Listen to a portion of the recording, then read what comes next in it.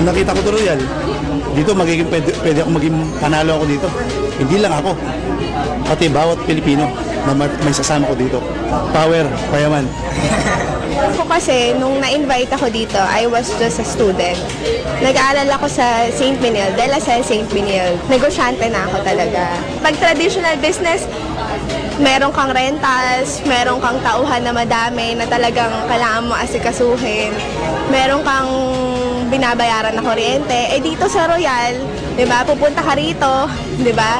May office ka, may aircon, may mga tauhan, lahat everything nandito na. Ang kailangan mo na lang gawin na lang yung negosyo. Proud to be Royal! Continue keeping up the good work in not just expanding the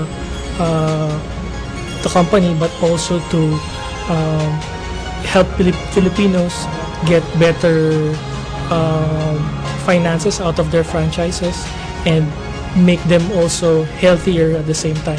Congratulations to Rial on your second year na very, very successful, and not only successful, marami na kayong natulungan na mga Filipinos who want to have a better life. You improve the quality of their lives with regards to their health, yung financial side, parang overall talaga, it's like one big happy family. So congratulations.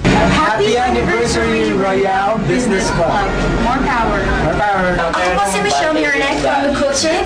I'd like to wish the Royal Business Club a very happy anniversary and may you have many more to come.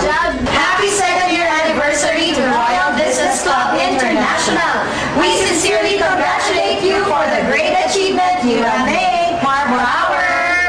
Masaya ako dito sa Royal kasi yung kikitain ko sa office ng 1 taon sa pagiging empleyado, pwede palang kitain ko dito lang ng 1 buwan. Happy second anniversary Royal, at sana magtatagal tayo at kasama ako sa Royal sa kahit anumang tagumpay. Tama ba yun?